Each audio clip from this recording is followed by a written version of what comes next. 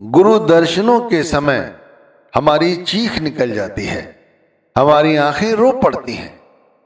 सत्संग में आपने देखा भी होगा, जब गुरु स्टेज पर बैठे होते हैं तो संगत में यकायक कोई बड़ी तेजी के साथ चीख की आवाज आती है और सभी का ध्यान आकर्षित कर लेती है। ऐसा होता है। उस समय लोग कहते हैं उसकी सूरत ऊपर की ओर चढ़ गई। कुछ लोग कहते हैं कि वो गुरु के दर्शन सहन नहीं कर सकी। भाई, ये तो हमारे साथ भी होता है, आपके साथ भी होता है कि जब कोई हमारा प्यारा हमारे सामने आ जाए, हमारा मन और हमारी आत्मा जब एक हो जाते हैं तब वो रो पड़ते हैं, प्रेम में रो पड़ते हैं। ये तो आम बात हुई। और गुरु वो तो खास है, उनके साथ तो हमारा और भी जो प्रेम है वो इससे कहीं ऊपर है। रामायण का एक प्रसंग है कि महाराज श्री राम सीता जी की खोज में जब वो जंगलों में भटक रहे थे तब वो ऋषियों के आश्रम में जाने लगे। तो कहते हैं अगस्त ऋषि का एक भक्त, उसका नाम था सुतीक्ष्ण, उसके आश्रम में पहुंचे। वो महाराज श्री राम से बहुत प्रेम किया करता था और उन्हें देखकर वो इतना भाव विभोर हो गया कि वो रो पड़ा।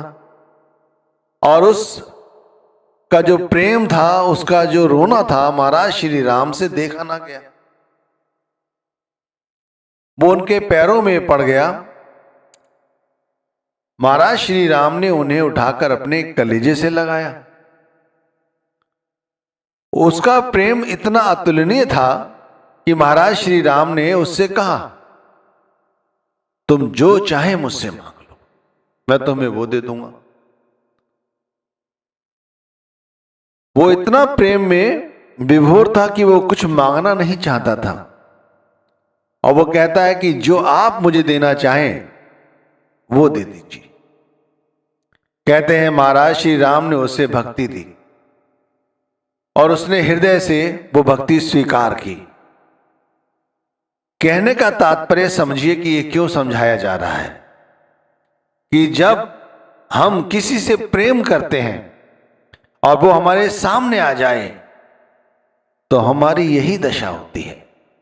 जब हम सुमिरन करने बैठते हैं और हमारा ख्याल पूरी तरह से नाम के साथ जब जुड़ जाता है, तब आपने अनुभव किया होगा कि हमारे शरीर में एक फुरफुरी सी लहर की दौड़ जाती है। कई दफा ऐसा होता है कि सुमिरन करते समय आंखों से अपने आप आंसू बहने लगते हैं। पूरी तरह ध्यान में अपने गुरु की छवि उतर आती है। आत्मा पूरी तरह से गुरु की छवि को स्वीकार कर लेती है। उस समय मन कहीं नहीं भटकता, आंखों से आंसू बहने लगते। और भी कई सारे प्रसंग हैं जिसमें ऐसा ही हुआ है।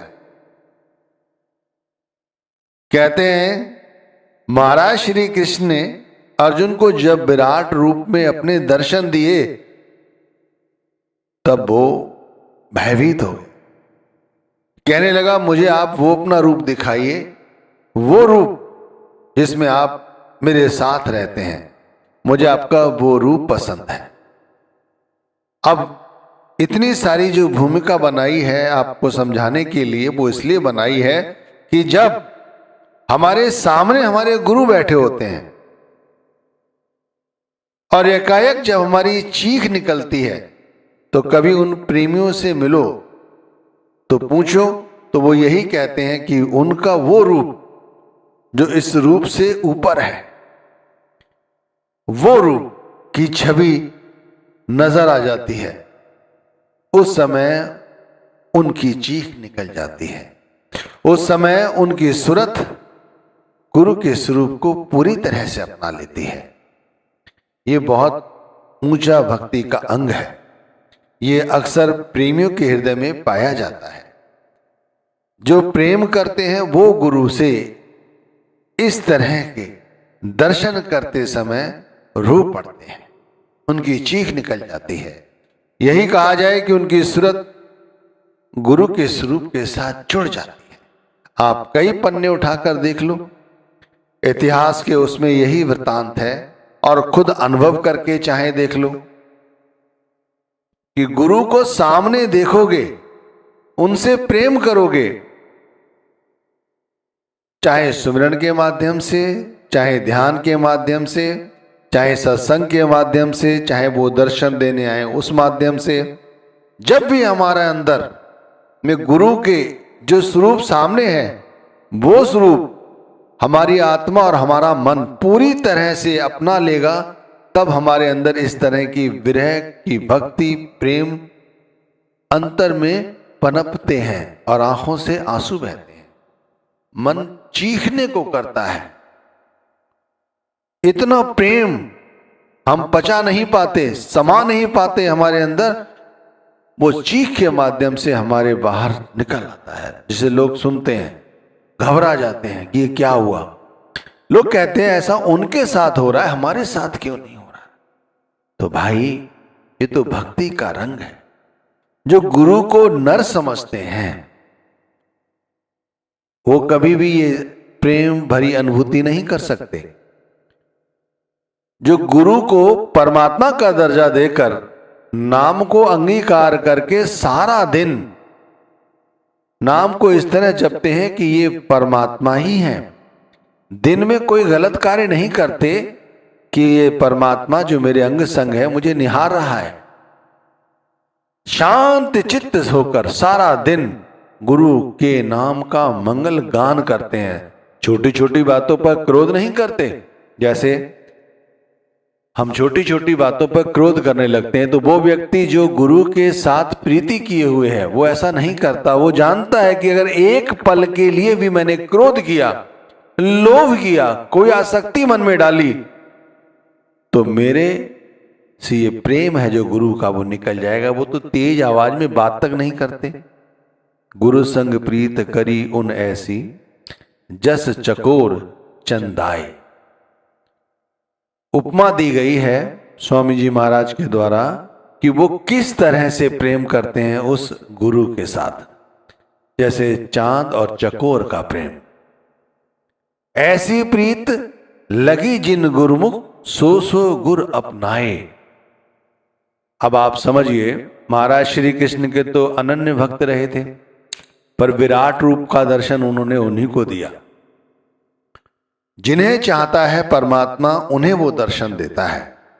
आप जैसे कथा सुनाई शुरू में कि सुतीक्ष्ण को वो कुछ भी दे सकते थे, वो कुछ भी मांग सकता था, लेकिन उसने सिर्फ उनसे उनकी भक्ति मांगी।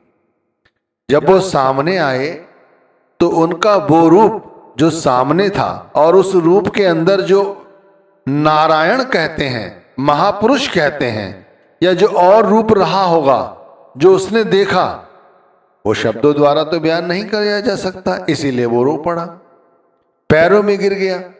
यही तो होता है। देखो अर्जुन भी किसी तरह जब उसने रूप देखा उनके पैरों में गिर गया, रोने लगा कि आप जो चाहे मुझे दे दें, मुझे तो आपके वो रूप ज्यादा अच्छे लगते हैं जो आप मेरे साथ हैं। तो भाई गुरु का ये जो रूप सामने है, इस रूप को अपने हृदय में बसा लो, अपनी आत्मा को इस रूप के साथ जोड़ो। 24 घंटे कोशिश करो गुरु की आंखों का दीदार करने का।